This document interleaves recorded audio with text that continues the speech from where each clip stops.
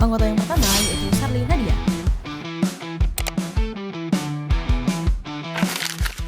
Anggota selanjutnya yaitu Josephine Sofia.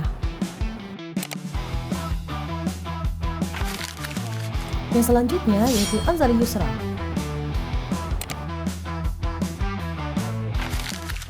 Selanjutnya yaitu Alia Maharani. Dan yang terakhir yaitu Bunga Maratus. Sebelum masuk ke materi, di sini saya akan menjelaskan ke 6 pokok pembahasan yang akan kami bahas. Yang pertama ada pengertian evaluasi keuangan negara dan daerah, kemudian yang kedua ada landasan hukum evaluasi keuangan, yang ketiga ada jenis-jenis evaluasi keuangan negara dan daerah, yang keempat mekanisme pelaksanaan evaluasi keuangan negara dan daerah, yang kelima ada kendala dalam evaluasi keuangan negara dan daerah, dan yang terakhir studi kasus evaluasi keuangan negara dan daerah. Baik, materi yang pertama membahas mengenai pengertian evaluasi keuangan negara dan daerah. Menurut Undang-Undang Nomor 17 Tahun 2003 Pasal 1 tentang Keuangan Negara menyebutkan bahwa keuangan negara adalah semua hak dan kewajiban negara yang dapat dinilai berupa uang, termasuk segala sesuatu yang berupa uang maupun barang yang dapat dijadikan milik negara, termasuk pelaksanaan hak dan kewajiban tersebut.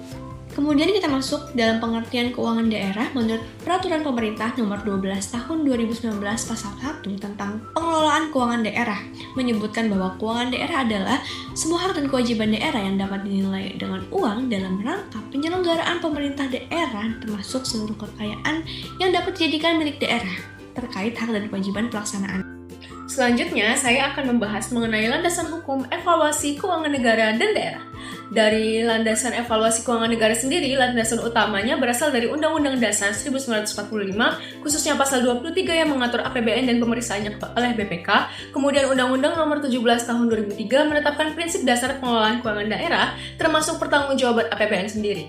Selain itu, Undang-Undang Nomor 1 Tahun 2004 yang mengatur pemendaharaan negara dan kewajiban penyusunan laporan keuangan. Sedangkan Undang-Undang Nomor 15 Tahun 2004 memberi kewenangan kepada BPK untuk melakukan pemeriksaan keuangan, kinerja, dan pemeriksaan dengan tujuan tertentu. Untuk tingkat daerah sendiri, hukum yang digunakan antara lain Undang-Undang Nomor 23 Tahun 2014 serta PP Nomor 12 Tahun 2019 yang mengatur pengelolaan keuangan daerah dan kewajiban LKPD untuk diaudit oleh BPK. Landasan ini memastikan evaluasi dilakukan secara legal dan tentunya berstandar nasional.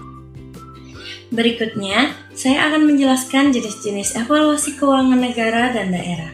Pertama, evaluasi kepatuhan, yaitu penilaian apakah pengelolaan keuangan sudah sesuai dengan peraturan perundang-undangan seperti Undang-Undang Keuangan Negara dan Peraturan Pemerintah Pengelolaan Keuangan Daerah.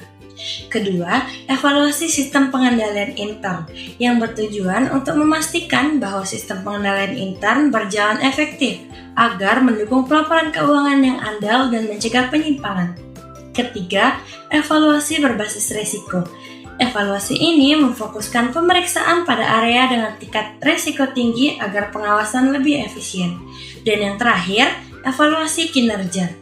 Evaluasi ini menilai efektivitas, efisiensi, dan ekonomi penggunaan anggaran. Evaluasi ini penting karena tidak hanya melihat kepatuhan, tetapi juga manfaat nyata dari setiap program pemerintah. Baik, kemudian selanjutnya ada mekanisme pelaksanaan evaluasi keuangan negara dan daerah. Evaluasi adalah proses sistematis untuk menilai kesesuaian pelaksanaan kegiatan dengan rencana dan tujuan, serta menjadi dasar perbaikan ke depan. Evaluasi keuangan negara dilakukan setelah perencanaan, penganggaran, pelaksanaan anggaran, dan pelaporan keuangan. LKPP diperiksa BPK untuk menilai kepatuhan, kinerja, dan efektivitas, lalu hasil audit menjadi rekomendasi perbaikan yang wajib ditindaklanjuti sebagai bentuk pertanggungjawaban publik. Evaluasi keuangan daerah dilakukan setelah perencanaan, penganggaran pelaksanaan, dan pelaporan APBD. Pemeriksaan melalui audit eksternal BPK dan audit internal inspektorat untuk menilai kepatuhan, efektivitas, efisiensi, dan pengendalian intern. Hasil audit berisi rekomendasi yang wajib ditindaklanjuti sebagai akuntabilitas dan good governance dalam kerangka SAKIP. Kemudian slide selanjutnya ada kendala evaluasi keuangan negara dan daerah. Ketidaksesuaian anggaran, realisasi dipengaruhi kebijakan publik, situasi darurat, regulasi daerah, dan kepentingan politik.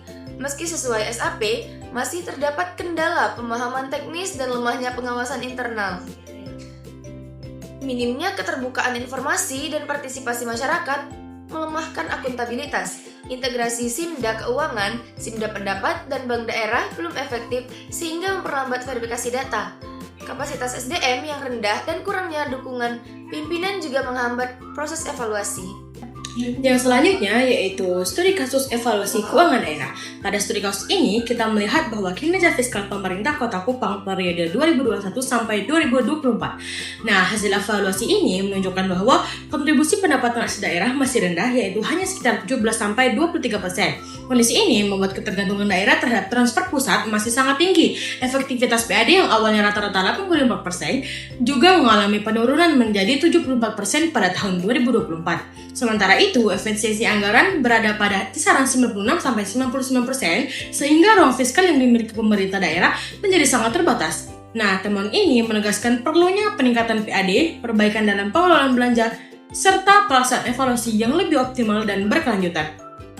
Selanjutnya, yaitu kesimpulan. Berdasarkan materi yang telah disampaikan sebelumnya, yang pertama yaitu keuangan negara dan daerah mencakup seluruh hak, kewajiban, dan kekayaan pemerintah yang dinilai dengan uang sebagaimana diatur dalam Undang-Undang Nomor 17 Tahun 2003 dan Peraturan Presiden Nomor 12 Tahun 2019. Yang kedua yaitu ruang lingkup keuangan meliputi kebijakan fiskal, pendapatan, belanja, aset, serta kewajiban pemerintah pusat maupun daerah. Yang ketiga yaitu pengelolaan keuangan harus memenuhi prinsip transparansi, akuntabilitas, efisiensi, efektivitas, dan kepatuhan. Dan yang keempat, evaluasi keuangan dilakukan melalui monitoring, evaluasi formal, SPIP, dan untuk memastikan bahwa pengelolaan keuangan berjalan efektif dan bebas dari penyimpangan. Yang selanjutnya yaitu saran dari berbagai studi kasus. Dari hasil evaluasi dan kesimpulan tersebut dapat kita sarankan bahwa yang pertama yaitu pemerintah perlu meningkatkan sosialisasi dan pelatihan terkait pengelolaan keuangan negara dan daerah agar seluruh aparatur memiliki pemahaman yang sama dan sesuai regulasi. Yang kedua yaitu perlu dilakukan pemeteran yang ruang lengkap keuangan yang lebih rinci dan setiap harus evaluasinya harus terarah. Dan yang ketiga yaitu transparansi pengelolaan yang harus dilakukan secara efektif. Dan yang keempat, mekanisme evaluasi harus meningkatkan melalui peningkatan kapasitas, penguatan SPIP, serta penegakan tindak lanjut